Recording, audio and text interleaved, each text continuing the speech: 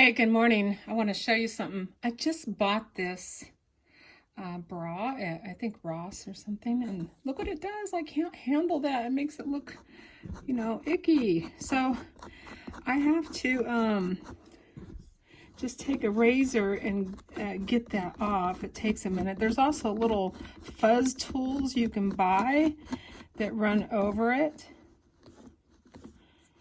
So you just shave your clothes till it's all off, and it'll come off. I don't get it all off. I get most of the big ones though.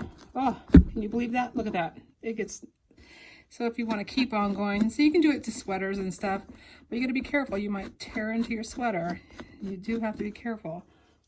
I need to shake it and some of that will go away. So for those fuzz balls, there's an easy fix to it. Make it look at least like you take care of your stuff. Oh my. Have a great day.